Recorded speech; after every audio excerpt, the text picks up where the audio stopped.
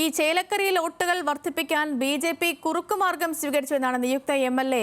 യു.ആർ. Pradeep news മലയാളത്തോട് പറഞ്ഞത്. സാമ്പത്തിക ഇടപാടുകൾ അടക്കം നടത്തിയതിന്റെ തെളിവുകൾ കൈവശമുണ്ട്. ബി.ജെ.പിക്ക് വോട്ട് വർദ്ധിച്ച സാഹചര്യം വളരെ ഗൗരവത്തോടെ കാണുന്നു. പ്രചാരണ ഘട്ടത്തിൽ മുസ്ലിം ജനവിഭാഗങ്ങളെ തെറ്റിദ്ധരിപ്പിക്കാൻ ശ്രമിച്ചുവെന്നും യു.ആർ. പ്രദീപ് പറഞ്ഞു.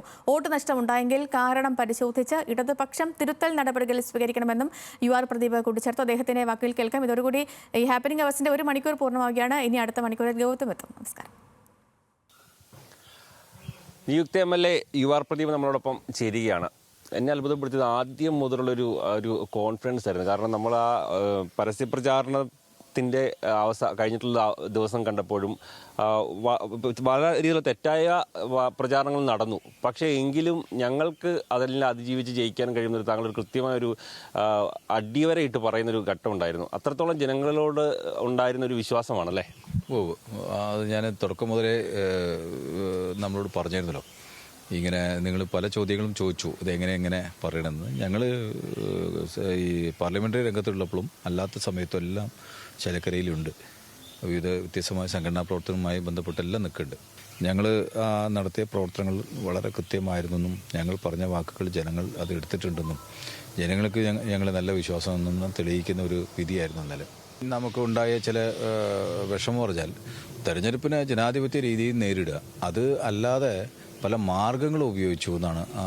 ജനങ്ങളെ മാറി ചിന്തിപ്പിക്കാൻ വേണ്ടി ചില ഡൈവേർഷൻ കൊണ്ടുവന്നവർ. കാരണം ചില സ്ഥലങ്ങളിൽ, ഞാനിപ്പോൾ അത് പറയുന്നില്ല, പ്രത്യേകിച്ച് മുസ്ലിം കുടുംബങ്ങളിൽ തങ്ങൾ എന്ന് പറഞ്ഞാൽ, തങ്ങളുടെ കുടുംബം എന്ന് പറഞ്ഞാൽ ദൈവത്തെ തുല്യമായിട്ടാണ് അവരെ കാണുന്നത്.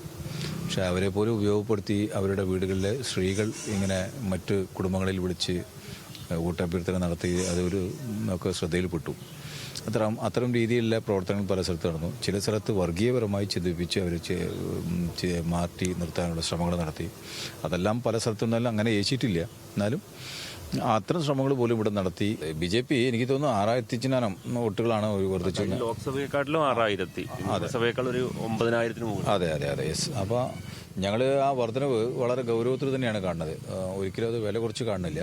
പക്ഷെ ആ വർധനവിലേക്ക് എത്താൻ അവർ ചെയ്തത് സത്യസന്ധമായ പ്രവർത്തനമാണോ ഇല്ല എന്നുള്ളത് പരിശോധിക്കണം. അവർ യഥാർത്ഥത്തിൽ ചില കുറുക്ക് മാർഗങ്ങളൊക്കെ സ്വീകരിച്ചിട്ടുണ്ട്. അതൊക്കെ ഞങ്ങളറിഞ്ഞു.